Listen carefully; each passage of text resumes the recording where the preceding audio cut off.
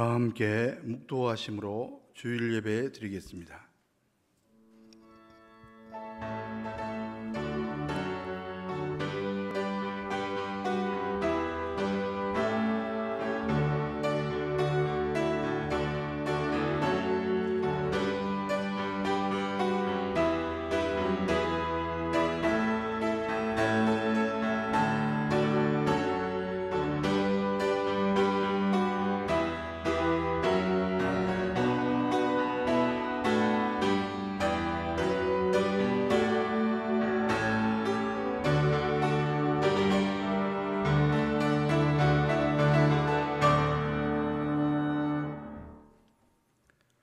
하나님은 영이시니 예배하는 자가 영과 진리로 예배할지니라.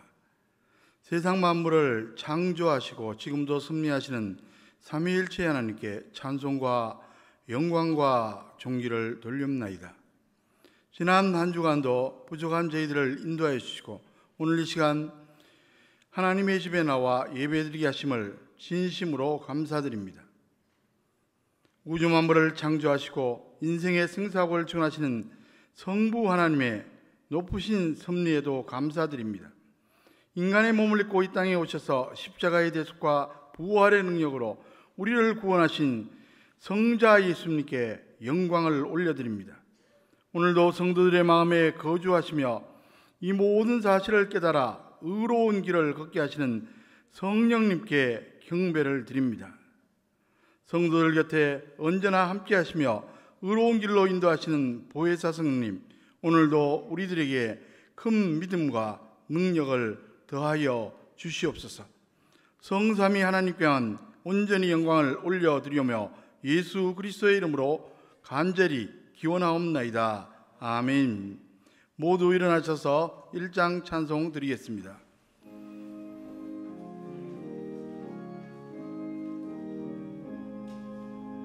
만복의 근원 하나님, 온 백성 찬송 드리고 저 천사여 찬송하세.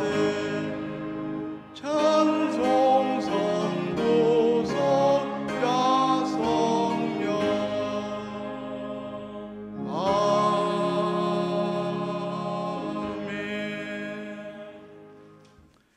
교독문은 제137번 삼위일체입니다. 함께 교독하시겠습니다. 예수께서 세례를 받으시고 곧 물에서 올라오실 때 하늘이 열리고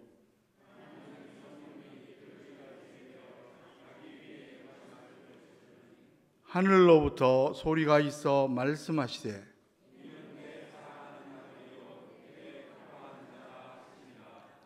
그러므로 너희는 가서 모든 민족을 제자로 삼아 아버지와 아들과 성령의 이름으로 세례를 베풀고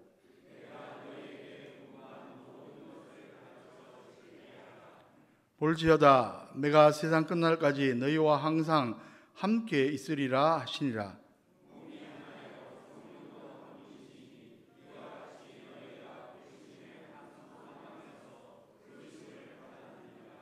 주도 한 분이시요 믿음도 하나요 세례도 하나요 하나님도 한 분이시니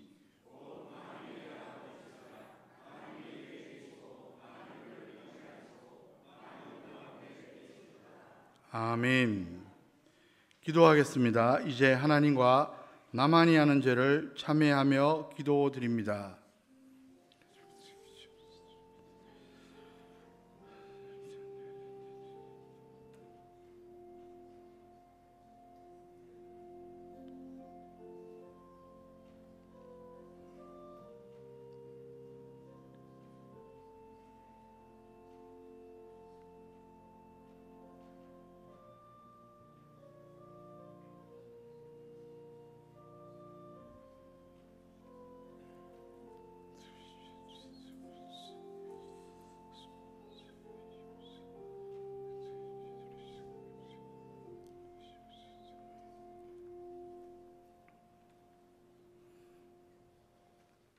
불꽃 같은 눈으로 사람의 마음과 생각을 두루 감찰하시는 하나님 아버지, 하나님 아버지 앞에서는 그 어떤 죄아래도 우리가 숨길 수 없음을 아나이다. 하나님의 크신 은혜로 구원받은 저희들에게 저희들의 마음은 주님께로만 향하고 주님만을 바라보며 순종하는 삶을 살아야 했건만 현장에서 그렇게 하지 못했습니다. 하나님께 마땅히 드릴 찬송과 감사도 잊어버리고 원망과 불평으로 가득했습니다. 가족과 이웃에게 일어나는 기쁨과 아픔에 관심을 기울이지 못하고 이기적인 삶을 살아왔습니다. 오직 하나님만 의지하며 살라고 하셨건만 저희들은 마음의 중심으로 하나님보다는 내 수단과 세상의 권력을 의지하며 살아왔습니다. 주님, 우리의 어리석음과 교만을 다 용서해 주시고 우리의 어두운 눈을 활짝 뜨게 도와주시옵소서. 마음을 새롭게 하여 이제부터는 하나님만 사랑하며 하나님만 의지하며 살아가게 하여 주시옵소서. 예수님의 이름으로 이 참회의 기도를 드리옵나이다. 아멘. 만일 우리가 우리 죄를 자백하면 그는 미쁘시고 의로우사 우리 죄를 사하시며 우리를 모든 불의에서 깨끗하게 하실 것이요 그런즉 누구든지 그리스도 안에 있으면 새로운 피조물이라 이전 것은 지나갔으니 보라 새 것이 되었도다. 아멘. 사도신경으로 신앙 고백하시겠습니다. 나는 전능하신 아버지 하나님 천지의 창조주를 믿습니다.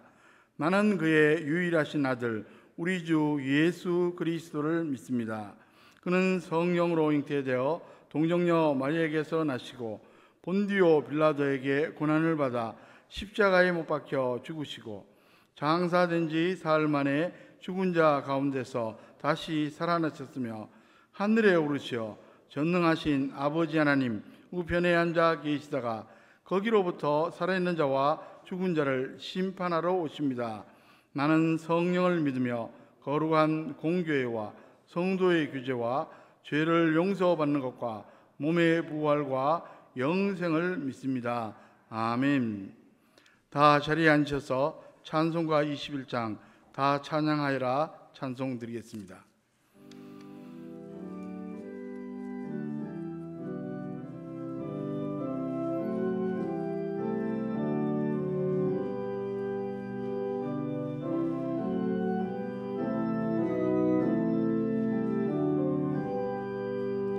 다 찬양하여라 전능과 창조의 주께 내 오나주 찬양 평강과 구원의 주님 성도들아 주 앞에 이제 나와 즐겁게 찬양하여라 다 찬양하여라 놀라운 만유의 주께 포근한 날개 밑을 품어 주시는 주님 성도들아 주님의 뜻 안에서 내 소원 다 이루리라 다 찬양하여라 온 몸과 마음을 바쳐 이 세상 만물이 주 앞에 다 나와 찬양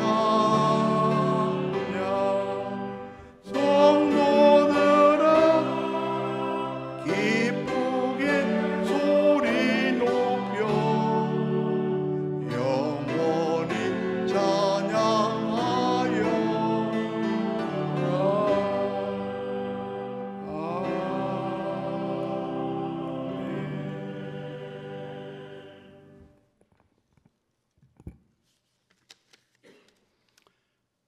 다 같이 기도하겠습니다. 영광과 찬양을 세세무궁토록 받으실 하나님 아버지, 하나님의 놀라우신 사랑과 은총에 감사와 찬송을 드립니다. 오늘도 거룩하고 복된 주일을 허락하여 주시고 원근 각처에서 흩어져 생활하던 우리 사랑하는 성도들 마음을 주관하사 주님 전에 모여 하나님 앞에 예배드릴 수 있도록 인도하여 주시오니 감사합니다. 이 시간 저희들의 마음을 온전히 하나님 앞에 드리겠사오니 이 예배가 신령과 진정으로 드리는 거룩한 산 제사가 되게 하여 주시옵소서. 하나님 아버지, 지난 주간도 저희들 세상 가운데 거하며 그릇된 말과 행실로 알게 모르게 주님의 영광을 가리우는 일들이 너무나 많았습니다. 이 불쌍한 죄인들을 긍휼히 여기시고 용서하여 주시옵소서. 다시금 같은 죄를 반복하지 않도록 이길 수 있는 힘도 허락하여 주시옵고 언행이 일치하는 믿음을 실천할 수 있도록 도와주시옵소서. 하나님 아버지, 이달 6월은 호국 보훈의 달로 6.25 전쟁과 6.29 연평해전 등 나라와 자유민주주의를 위해 목숨을 바친 순국 선열들의 고귀한 희생을 기억하게 하시고 가족을 잃고 슬픔에 잠긴 유족들을 위로하시고 다시는 이 땅 위에 그 같은 비극이 일어나지 않게 역사하여 주시옵소서. 하나님, 마지막 때 이 나라 이 민족을 귀하게 들어쓰시고 이 나라의 위정자들이 사리사욕을 버리고 하나님을 두려워하며 정쟁을 멈추고 부정부패가 없는 법과 원칙이 바로 서게 하며 국민을 진정으로 사랑하며 헌신하는 지도자들이 다 되게 은총 베풀어 주시옵소서. 하나님 아버지, 아직도 코로나19 바이러스 감염병으로 모든 활동이 자유롭지 못하고 생활 감염으로 수도권의 감염이 확산되어 더욱 두려움과 공포로 너무나 어려움이 많습니다. 하나님, 인간의 오만과 허영심을 용서하여 주시고 긍휼을 베풀어 주시옵소서. 방역을 위해 감염 차단을 위해 일선에서 불철주야 수고하고 있는 의료진들과 당사자들 주의 종들의 건강을 지켜주시고 확진 판정을 받은 이들도 잘 치료되어 하루속히 회복되게 도와주시옵소서. 하나님, 어서 빨리 사태가 진정되어 소상공인들의 생업이 지장받거나 중단되지 않게 도와주시고 하루속히 기쁨과 평안을 나누는 일상이 회복되게 도와주시옵소서. 교회의 머리가 되시는 하나님, 올해도 벌써 반이 지나가고 있습니다. 코로나19로 인해 정상적인 활동을 못하고 있으며 특별히 교회의 각 기관들이 할 일을 못하고 제자리에 머무르고 있습니다. 하나님, 각 기관들 맡은 사명대로 계획했던 목표대로 최선을 다할 수 있도록 은총 베풀어 주시옵소서. 하나님 아버지, 주님의 은혜 아니면 살 수 없는 우리들입니다. 우리에게 어떠한 사항과 어려움이 주어지더라도 하나님의 말씀과 그 사랑을 잃지 않게 하시고 어려운 상황일수록 하나님의 영광만 바라볼 수 있게 도와주시옵소서. 사랑의 하나님, 오늘도 병마와 싸우며 병상에 있는 우리 성도들이 너무나 많습니다. 기억하여 주시고 친히 찾아가 주시어 피 묻은 손으로 안수하시어 치유의 역사가 있게 하여 주시옵소서.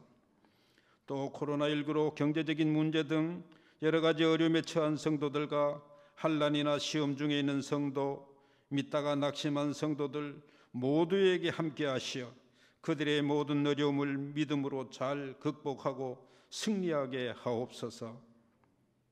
이 시간 말씀 전하실 목사님 강건케 붙들어 주시고 선포되는 말씀을 통하여 하나님의 음성을 듣는 귀한 시간 되게 하옵소서.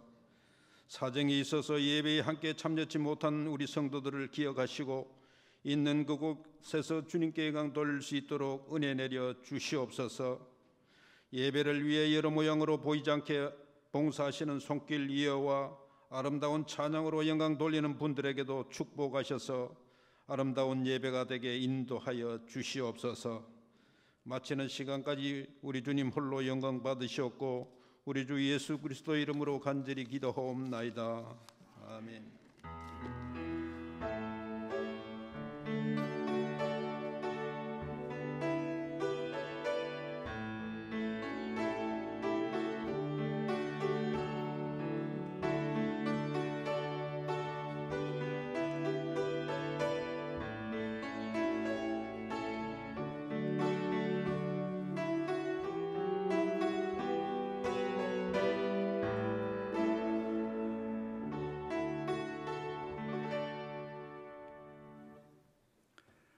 오늘 우리에게 주신 하나님의 말씀은 구약 열왕기하 6장 14절에서 19절까지 말씀입니다.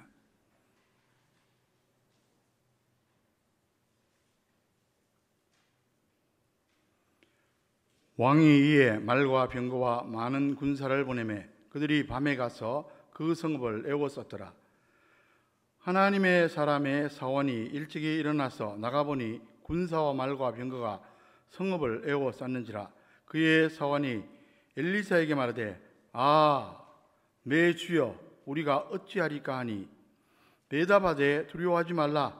우리와 함께한 자가 그들과 함께한 자보다 많으니라고 기도하여 이르되 여호와여 원하건대 그의 눈을 열어서 보게 하옵소서니 여호와께서 그 청년의 눈을 여심해 그가 보니 불말과 불병거가 산에 가득하여 엘리사를 둘렀더라. 아람 사람이 엘리사에게 내려오매 엘리사가 여호와께 기도하여 이르되 원하건대 저 무리의 눈을 어둡게 하옵소서 하며 엘리사의 말대로 그들의 눈을 어둡게 하신지라. 엘리사가 그들에게 이르되 이는 그 길이 아니요 이는 그 성읍도 아니니 나를 따라오라. 내가 너희를 인도하여 너희가 찾는 사람에게로 나아가리라고 그들을 인도하여 사마리아에 이르니라. 아멘.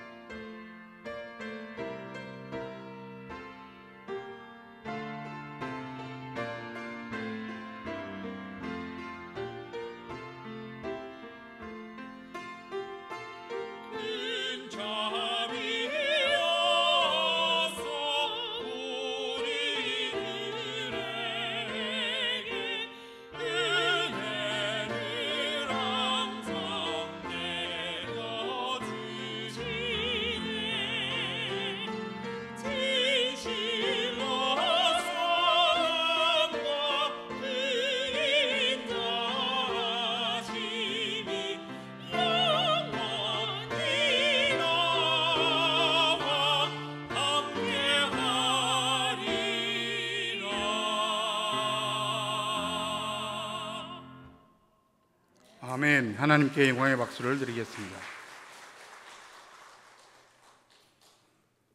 다시 한번 기도하겠습니다. 아름답고 신령한 찬양을 흠양하신 하나님 아버지, 이 시간 저희들에게 말씀하여 주시옵소서. 말씀을 대언하는 자, 말씀을 받는 자들 같은 성령님께서 주관하여 주시옵소서. 예수 그리스도의 이름으로 간절히 기도하옵나이다. 아멘. 오래전 구 소련에서 있었던 일이라고 말합니다. 한여름에 철도국에 일하는 한 직원이 잠시 무더위를 식히려고 냉장차 안에 들어갔습니다. 그런데 실수로 안에서 문이 꽝 닫히고 말았습니다. 그는 몹시 당황했습니다. 실제로는 그 냉장차는 고장난 것이었고 기온도 섭씨 13도로 서늘한 정도였습니다. 시간이 지난 후 다른 직원이 그가 안 보여서 여기저기 찾아다니다 혹시나 해서 냉장차 문을 열어보았습니다. 놀랍게도 그는 이미 죽어 있었습니다. 그리고 벽에 이런 글이 쓰여 있었습니다. 점점 몸이 차가워진다. 몸이 얼어온다. 죽을 것 같다. 이게 마지막인가? 여러분, 과연 무엇이 그 사람을 죽였습니까? 추위가 아니라 그의 마음속에 엄습한 공포 때문이었습니다. 저와 여러분이 인생을 살아가려면 현실의 많은 문제에 직면하게 됩니다. 그런데 많은 경우에 현실 자체보다 심각한 것은 그것을 바라는 마음의 태도입니다. 그래서 그런지 우리 삶의 거의 모든 면에 심리라는 말이 붙습니다. 예를 들면 경제 심리라는 게 있습니다. 사람들의 마음이 불안해지면 소비가 위축됩니다. 반대로 불안감이 해소되면 소비가 늘어나고 경제가 성장합니다. 스포츠 심리도 있습니다. 운동 경기를 하는데 마음이 불안하면 제 실력을 다 발휘하지 못하고 패배합니다. 반대로 사기가 충만하면 실력에 비해 더 좋은 결과를 얻을 수도 있습니다. 학습 심리도 있습니다. 어떤 학생은 지능 지수도 매우 높고 성실하게 공부하는데 이상하게도 시험 때만 되면 시험을 망치기 일쑤입니다. 과도하게 불안해하기 때문에 실수하고 제 실력을 발휘하지 못하기 때문입니다. 반대로 마음에 평안이 있으면 공부한 이상의 결과를 얻기도 합니다. 그렇습니다. 인생의 승부는 마음속에서 납니다. 마음속에서 승리하면 현실에서도 승리할 수 있습니다. 반대로 마음에서 패배하면 현실에서도 패배합니다. 그러므로 인생에서 승리하고 싶다면 무엇보다 자기 자신의 마음을 우선 잘 다스려야 합니다. 그래서 성경은 이렇게 말씀합니다. 잠언 4장 23절에서 모든 지킬 만한 것 중에 더욱 내 마음을 지키라. 생명의 근원이 이에서 남이니라. 간단히 말하면 인생 만사가 마음에 달렸다는 겁니다. 그리고 잠언 25장 28절에서는 또 이렇게 말씀하고 있습니다. 자기의 마음을 제어하지 아니한 자는 성읍이 무너지고 성벽이 없는 것과 같으니라. 마음이 흔들리면 성벽이 무너진 것과 같아 결국 망하고 만다는 이야기입니다. 그러면 과연 어떻게 해야 마음을 잘 다스리고 담대하게 인생을 살아갈 수 있습니까? 우선 보는 것이 중요합니다. 무엇을 보느냐에 따라 마음이 달라집니다. 하나님을 바라보면, 예수 그리스도를 바라보면 마음이 담대해지고 승리합니다. 반대로 현실만 보면 불안과 공포로 두려워하다 실패하게 됩니다. 무엇을 보느냐에 따라 마음이 굳게 서기도 하고 무너지기도 한다는 말입니다.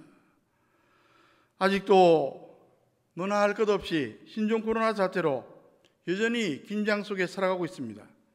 다시 한번 국민 각자가 개인위생에 각별히 조심하며 잘 대처하면 머지않아 진정되지 않을까 기대해 봅니다. 여러분, 신앙생활을 하면서 사람들이 오해하는 게 있습니다. 우리는 하나님을 믿으니까 고난은 비껴가겠지 하고 기대하는 겁니다. 그것은 한마디로 착각입니다. 신앙과 불신앙을 막론하고 모든 사람에게 고난이 있기 마련입니다. 그러자면 신앙의 유익이 무엇인가 하고 볼멘소리로 반문할 수 있습니다. 그 해답이 시편 34편 19절에 이렇게 나옵니다. 다윗의 체험적인 고백입니다.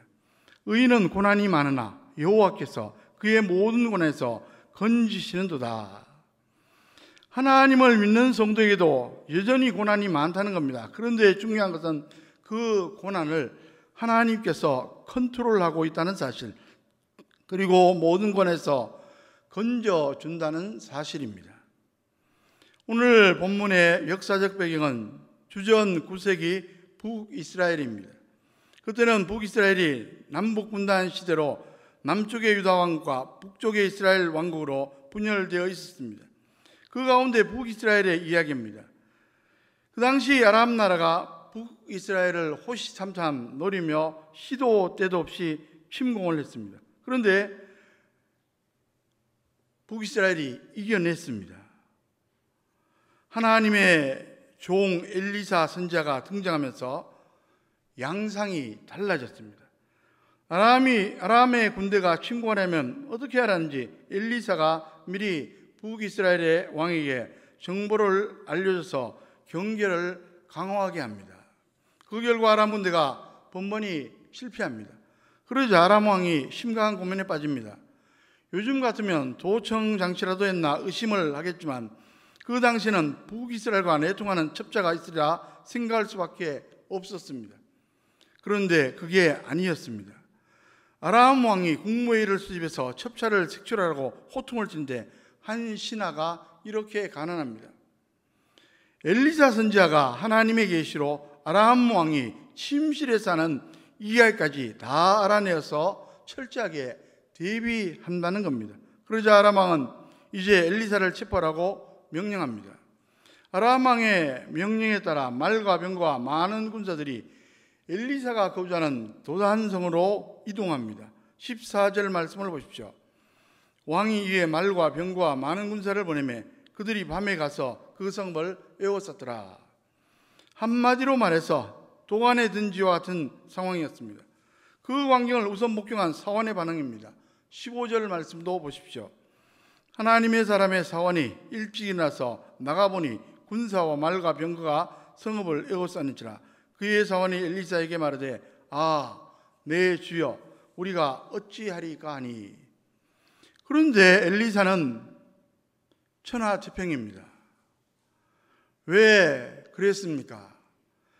엘리사의 사원은 육안으로 현실의 상황만 바라보았습니다. 반면에 엘리사는 육안으로 현실 상황을 파악하되 사원이 보지 못한 영적인 상황까지 다 보았습니다.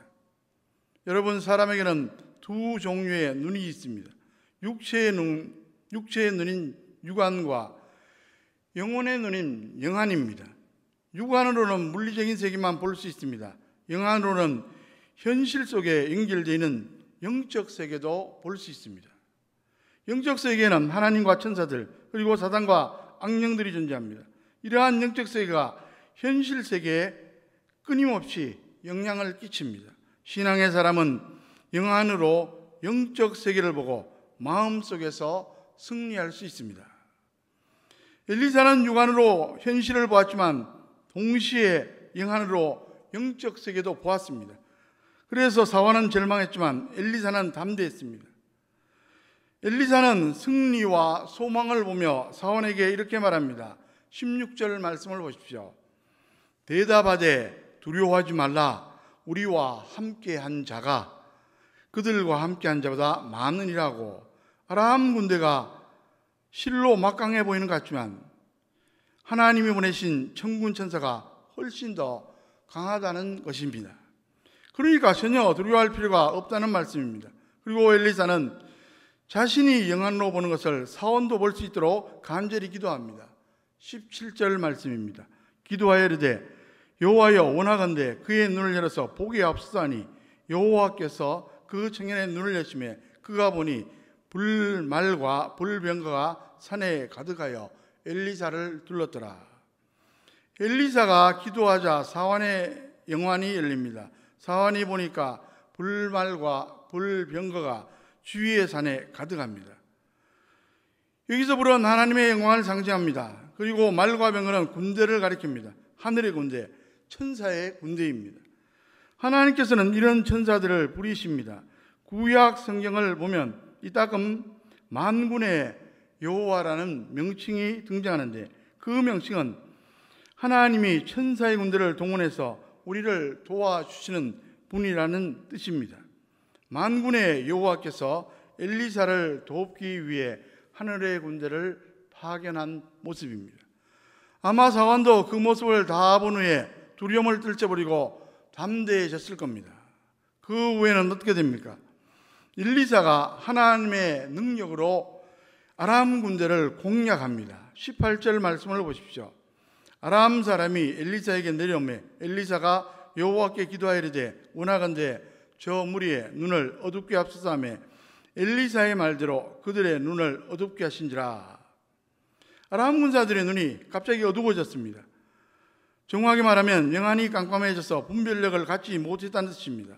도단에서 사마리아까지 약 19km나 되는 것을 감하면 유관이 먼 것은 아니었을 겁니다. 그들은 분별력을 잃어 어쩔 줄을 몰랐습니다.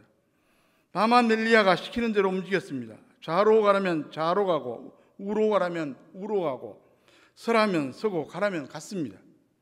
그렇게 한참을 가다 보니까 사마리아에 당도합니다. 그 광경을 지켜본 이스라엘 왕이 기세가 등등해져서 아람 군사들을 죽이고 싶어서 엘리사 선지자에게 동의를 구합니다. 그러나 엘리사는 아람 군사들을 살려주고 음식을 대접하게 합니다. 왜 그랬습니까? 이미 그들이 하나님의 능력을 경험했으니 돌려보내도 절대로 다시 침공하지 않을 것이라는 것을 알았기 때문입니다. 그러니 이제 하나님의 사랑까지 체험하게 되면 그들이 돌아가서 아람 사람들에게 하나님을 증거할 게 뻔합니다. 정말로 엘리사의 생각대로 되었습니다.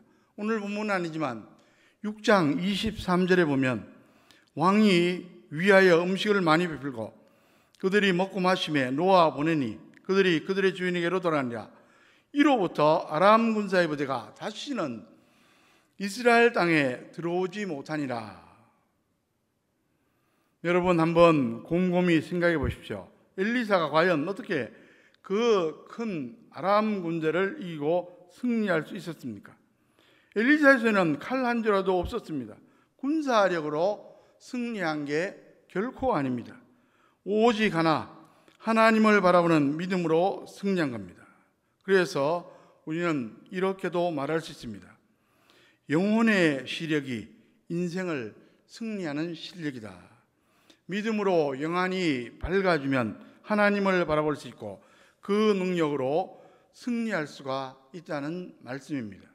여러분, 믿음이란 무엇입니까? 여러 가지 정의가 있지만 히브리서 11장 1절에 보면 이렇게 정의가 나옵니다. 믿음은 바라는 것들의 실상이요 보이지 않는 것들의 증거니. 믿음은 보이지 않는 것들의 증거다. 쉽게 이해되지 않습니다. 영어 성경을 보면 좀 더 이해하기가 쉽습니다. 믿음이란 육안으로 볼 수 없는 것, 영적 세계를 영안으로 보고 확신하는 것이다. 우리는 믿음을 갖고 영적 세계를 늘 인식하며 살아야 합니다. 말세의 주말에는 더욱더 그렇습니다. 신앙생활이 바로 그런 겁니다. 육안에 보이는 물질적 세계만 관심을 두고 살아가지 않고 영안으로 영적 세계도 바라보며 살아가는 겁니다. 보이지 않는 하나님을 보고 하나님의 능력도 보고 하나님의 섭리도 보고 하나님과 동행하는 겁니다. 그럴 때 담대한 마음으로 승리할 수 있습니다. 그 구체적인 사례들을 성경에서 몇 곳 살펴보도록 하겠습니다. 출애굽기 14장을 보면 이스라엘 백성이 홍해를 건넌 사건이 기록되어 있습니다. 이스라엘의 출애굽 후 애굽의 바로왕이 후회합니다. 그도 그럴 것이 그 당시 이스라엘의 노동력은 실로 대단했습니다. 그것을 다 포기하는 것은 막대한 손실입니다. 그래서 이스라엘 백성을 다시 잡아오도록 군사들을 급파합니다. 이스라엘이 쫓겨가는데 앞에 홍해가 가로막습니다. 앞에는 홍해바다, 뒤에는 애굽 군대, 오도 가도 못하는 신세입니다. 그 광경을 목도하고 백성들이 두려움에 사로잡혀 울고 불고 난리입니다. 이제는 다 죽었다는 겁니다. 괜히 애굽에서 나왔다며 모세를 원망합니다. 그들은 육안으로 현실의 문제만 바라본 겁니다. 그러나 모세는 무엇을 바라봅니까? 출애굽기 14장 13절에 보면은 모세가 백성에게 이르되 너희는 두려워하지 말고 가만히 있어서 여호와께서 오늘 너희를 위하여 행하시는 구원을 보라. 너희가 오늘 본 애굽 사람을 영원히 다시 보지 아니하리라. 모세는 영안이 열린 사람입니다. 백성들은 현실만 바라보았지만 모세는 현실과 더불어 하나님을 바라보았습니다. 애굽의 군대보다 더 위대하고 강하신 하나님, 전지전능하신 하나님을 바라보았습니다.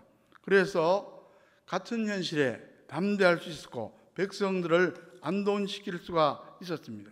그리고 지팡이를 들어 홍해의 바다 위로 내밀자 바다가 쫙 갈라졌고 백성들은 육지처럼 홍해의 바다를 건넙니다. 그들을 추격하던 애국 군사들도 홍해로 뒤따라 들어왔는데 바닷물이 다시 합쳐지면서 모두 홍해의 바다에 수장이 됩니다. 구약 사무엘상 17장을 보면 다윗의 유명한 이야기가 기록되어 있습니다. 다윗이 소년이었을 때 참전한 형들을 면회하러 갑니다. 그런데 마침 블레셋의 골리앗 장군이 나서 이스라엘 군대를 조롱하고 있었습니다. 그때 당도한 다윗이 심히 분개합니다. 만군의 여호와를 믿는 이스라엘 군대가 어찌 이렇게 두려워하느냐 이 말입니다. 다윗이 나서겠다고 담대히 말하자 여기저기 술렁거립니다. 사울 왕이 다윗을 만나보고 그의 용맹을 확인하러 갑니다. 이렇게 해서 다윗과 골리앗의 대결이 이루어집니다. 그때 그 두 사람의 차이가 무엇이었습니까? 사무엘상 17장 42절에 보면 그 블레셋 사람이 둘러보다가 다윗을 보고 업신여기니 이는 그가 젊고 붉고 용모가 아름다움이라. 사무엘상 17장 45절에 보면 다윗이 블레셋 사람에게 이르되 너는 칼과 창과 단창으로 내게 나오냐? 나는 만군의 여호와의 이름 곧 내가 모여가는 이스라엘 군대의 하나님의 이름으로 내게 나가노라. 골리앗은 육안으로 다윗을 보고 무시합니다. 반면에 다윗은 영안으로 하나님을 바라보고 골리앗을 오히려 무시합니다. 승리는 다윗입니다. 물매의 돌을 던졌을 때 골리앗의 이마에 명중시켜 넘어뜨립니다. 오직 믿음으로 영안이 열려 하나님을 보고 담대함으로 승리한 사건입니다. 좀 특이하지만 베드로의 경우도 마찬가지입니다. 영안을 열어 예수님을 볼 때는 승리하고 그렇지 못할 때 실패했습니다. 한 번은 예수님이 지하들과 따로 행동하실 때가 있었습니다. 지하들을 먼저 배에 태워 갈릴리 호수를 건너게 했습니다. 그런데 한밤중에 바람이 불어 제자들이 무척 고생을 하고 있었습니다. 바로 그때 예수님께서 물 위로 저벅저벅 걸어오시는 겁니다. 처음에는 유령인 줄 알고 다 놀랐지만 예수님을 알아보고 베드로가 얼른 나서 이렇게 말씀드립니다. 저도 물 위로 걸을 수 있습니까? 예수님께서 오라고 말씀하시자 베드로가 예수님을 바라보며 물 위로 걸어옵니다. 신기하게도 물 위로 걸을 수가 있었습니다. 그런데 잠시 후 바람이 불자 바다를 보고 두려워하며 빠져버립니다. 다행히 주님이 붙잡아 주셨지만 낭패를 당합니다. 주님을 바라보느냐 보지 않느냐 하는 영적 시선이 승패를 가는 겁니다. 믿음으로 영안이 열려 예수님을 바라볼 때는 두려움 없이 저벅저벅 걸어갔는데 바람을 보는 순간 마음속에 두려움이 생기고 그만 물속에 빠져버렸습니다. 그러므로 영적 시선이 중요합니다. 예수님을 바라보면 용기가 생기고 승리합니다. 반면에 시선을 놓치고 현실 문제만 바라보면 두려움에 사로잡히고 실패합니다. 물론 현실 속의 문제를 파악하는 것을 소홀히 하거나 무시해서는 안 됩니다. 이것이었으면 소위 강신적인 겁니다. 그러나 자꾸 현실의 문제만 바라보면 그 문제에 마음이 사로잡혀 버리고 두려움이 엄습합니다. 믿음의 사람은 현실의 문제보다 더 크신 하나님, 위대하고 강하신 하나님을 바라봅니다. 무엇을 집중해서 바라보느냐, 이것이 중요합니다. 그러므로 믿음으로 예수님에게 영적 시선을 고정시켜야 합니다. 히브리서 12장 2절에 보면 믿음의 주요 또 온전케 하시는 이인 예수를 바라보자. 그는 그 앞에 있는 기쁨을 위하여 십자가를 참으사 부끄러움을 개의치 아니하시더니 하나님 보좌 우편에 앉으셨느니라. 예수님을 바라본다는 것은 영어 성경의 표현을 보면 예수님께 눈을 고정시키는 겁니다. 예수님은 어떤 분이십니까? 십자가에 달려 죽었다가 부활하시고 승천하신 분이십니다. 지금도 살아계셔 하나님 보좌 우편에 계신 구세주입니다. 20세기의 대표적인 여배우 중에 오드리 헵번이라는 여배우가 있습니다. 오래된 영화지만 로마 휴일에 나오는 그녀의 청순한 모습을 지금도 사람들이 기억합니다. 특히 인상적인 것은 그녀가 말년에 직장암으로 고생하면서도 유니세프와 함께 아프리카 어린이들을 돌보던 모습입니다. 특히 그리스도인들이 그 모습을 보고 매우 감동을 받았습니다. 그녀의 무명 시절의 이야기입니다. 주변 사람들이 이름을 바꾸라고 권유했습니다. 왜냐하면 그 당시 유명한 여배우 캐서린 헵번이 있었기 때문입니다. 그 사람에게 가려서 빛을 보기 어렵다는 이유로 이름을 바꾸라고 권유했습니다. 그러나 오드리 헵번은 자신의 이름을 고수했습니다. 현실적으로 보면 두려움이 있었겠지만 그녀가 바라보는 게 있었기 때문입니다. 믿음으로 영안을 떠서 하나님의 능력과 하나님의 섭리를 바라보았던 겁니다.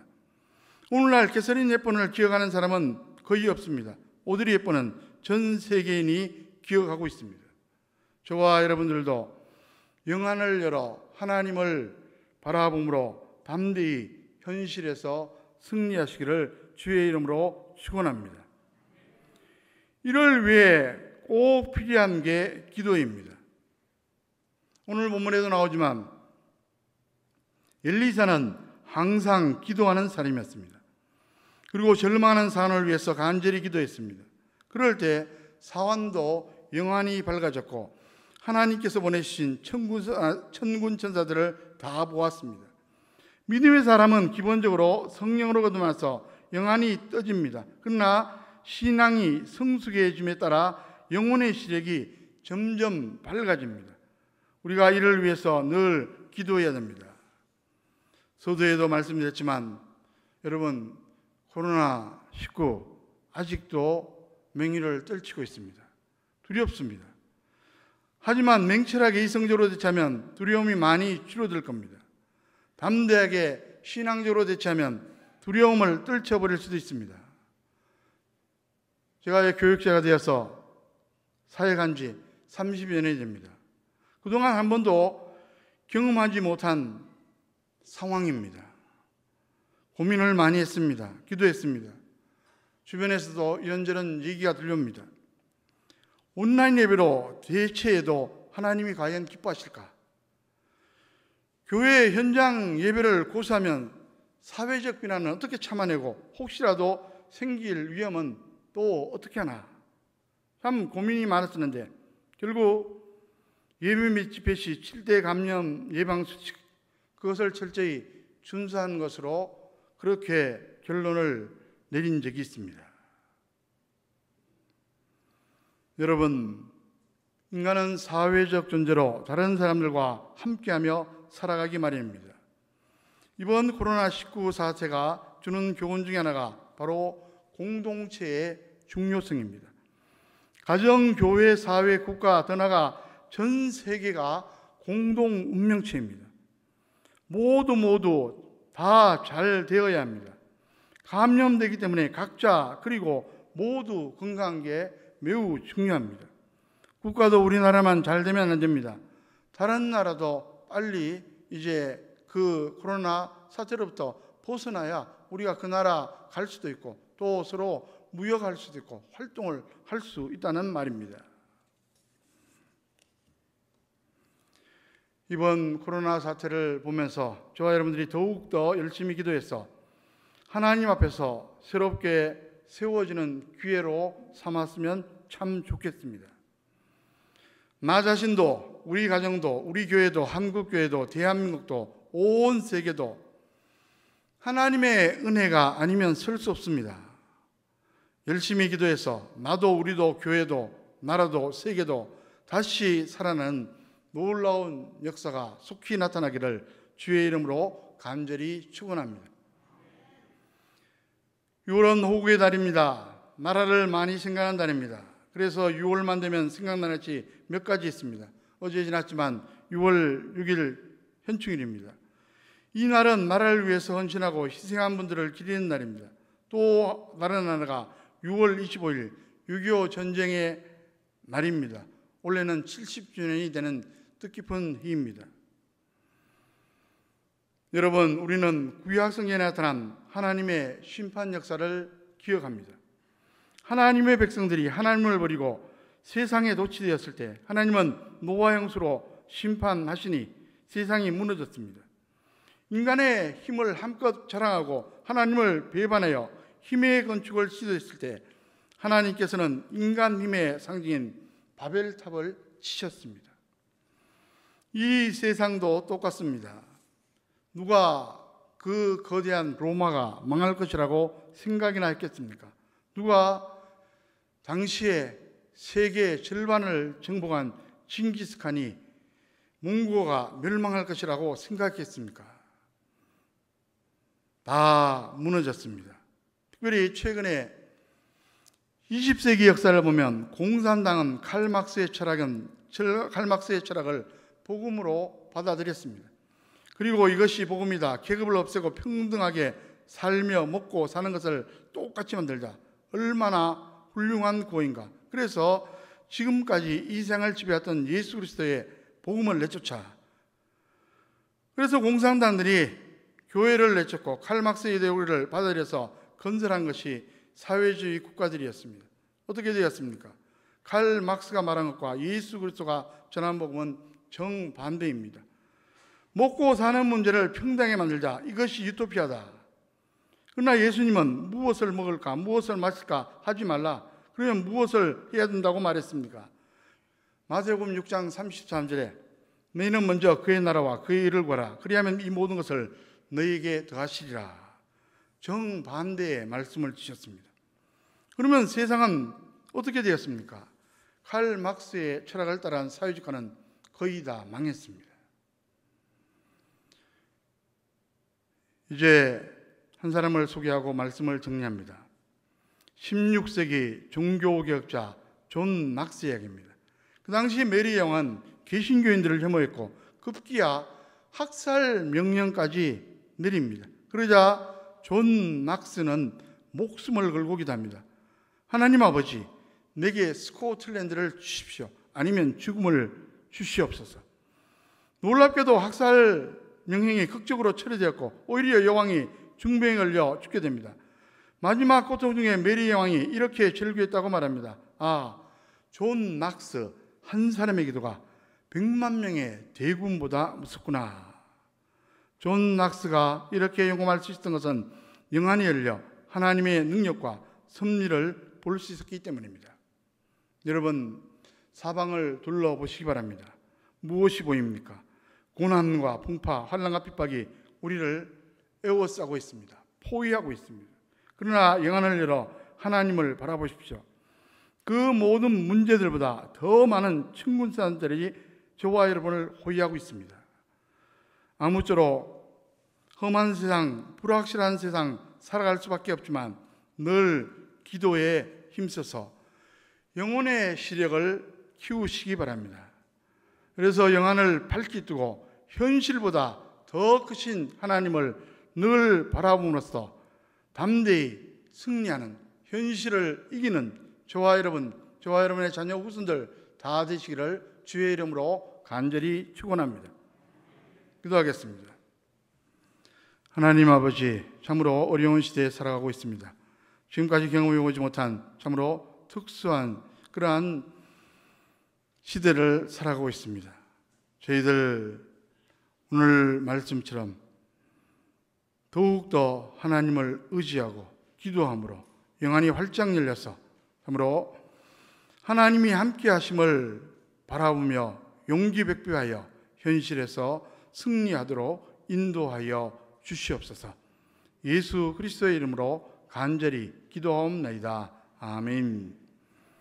다 함께 찬송가 15장 하나님의 크신 사랑 찬송 드리겠습니다.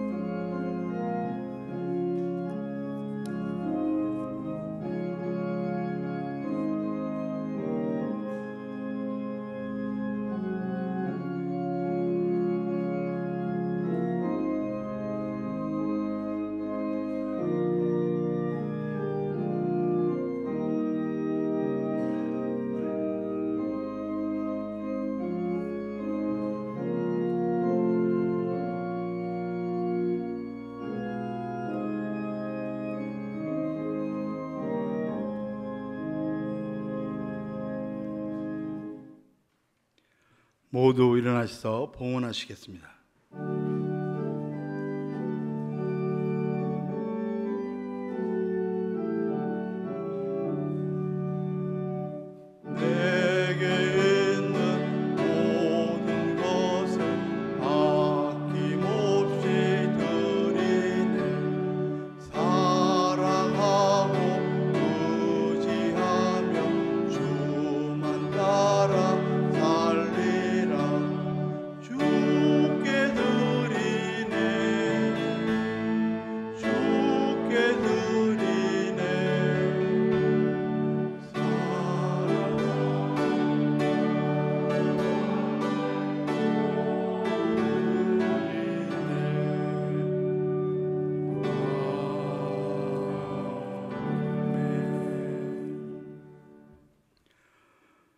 온 인류의 역사를 주관하시며 우리 한 사람 한 사람 생사화복을 구체적으로 주관하시는 전능하신 하나님 아버지, 지난 한 주간의 삶도 저희들을 보호하여 주시고 오늘 이렇게 예배당에 나와 하나님께 예배드리게 하심을 진심으로 감사드립니다. 하나님의 크신 은혜에 감사해서 정성껏 준비한 봉헌 예물을 가지고 나왔습니다. 주일 헌금을 드렸습니다. 범사에 하나님의 주인 되심을 고백하는 마음을 가지고 열애 하나 구별해서 11정금을 드렸습니다. 여러 가지 제목을 가지고 감사헌금을 드렸습니다. 선교, 비전 헌금도 드렸습니다. 이 모든 봉헌 예물과 함께 우리의 마음도 연락하여 주시옵소서. 아직도 경제가 불확실합니다. 세계도 코로나 사태로 인해서 아직 불확실합니다. 하나님 아버지, 이러한 현실 가운데 두려움에 떨지 않도록 우리의 마음을 담대케 하여 주시고 하나님께서 주시는 경제적인 지혜로 이 경제적인 현실을 잘 극복할 수 있도록 인도하여 주시옵소서. 오늘 우리와 함께 예배드리고 싶지만 여러 가지 사정으로 함께하지 못하는 분들이 있습니다. 공익적인 목적 때문에, 또 병원에 입원했기 때문에, 출장 중에 있기 때문에 여러 가지 사정으로 함께하지 못하는 장안교회 건수들 어느 곳에 어느 형편에 있든지 간에 주님께서 위로하시고 동행하여 주시옵소서. 이 모든 말씀 예수 그리스도의 이름으로 간절히 기도하옵나이다. 아멘. 먼저 소개하겠습니다. 얼마 전에 결혼했는데 결혼하고서 이제 공식적인 부부가 되어서 함께 예배에 참석했습니다. 신강호, 정성영 성도님 한번 일어서 주시기 바랍니다. 신강호, 정성. 여러분들 다시 한번 박수로 축하해 주시기 바랍니다. 감사합니다. 제가 대표로 인사합니다. 하나님 만세, 우리나라 만세입니다. 이번 주 금요 밤기도회 제3예전도의 주간입니다. 환우들을 위해서 계속 기도해 주시면 감사하겠습니다. 예배에 참석 시 아직도 이 지난 주간 보면은 또 뭐 교회가 좀 이렇게 이 문제가 많다 그런 어떤 보도도 들었는데, 하여튼 예배에 참석 시 끝날 때까지 7대 감염 예방 수칙을 여러분들이 꼭 교회뿐만 아니라 현장에서도 지켜주시기 바랍니다. 다음 주일 청소 봉사는 제2남성교회입니다. 이제 모두 일어나서 찬송가 499장 4절 찬송 드리겠습니다.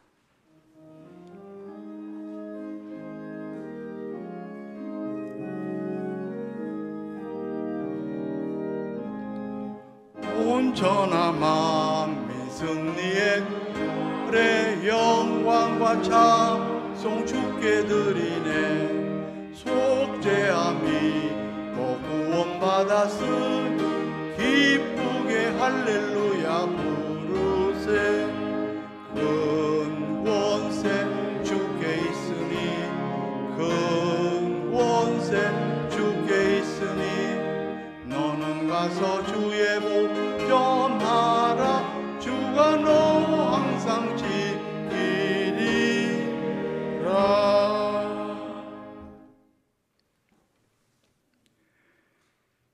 이제는 복의 근원 되시는 우리 주 예수 그리스도의 은혜와 독생자를 십자가 희생의 제물로 삼아 우리를 죄와 사망 가운데서 건져 영원한 천국의 삶을 얻게 하신 하나님 아버지의 극진하신 사랑하심과 범사에 우리의 삶을 인도하시며 우리의 삶이 합력해서 선을 이루며 형통하도록 도와주시는 성령님의 교통하심과 축복하심이 이 자리에 함께한 모든 심령들 위해, 이들의 가정 위해, 자녀 후손들 위해, 장안교회 권석들 지금 어느 곳에 어느 형편에 있든지 간에 태중에 있는 심령일지라도 지금부터 영원토록 함께 하시기를 간절히 축원하옵나이다. 아멘.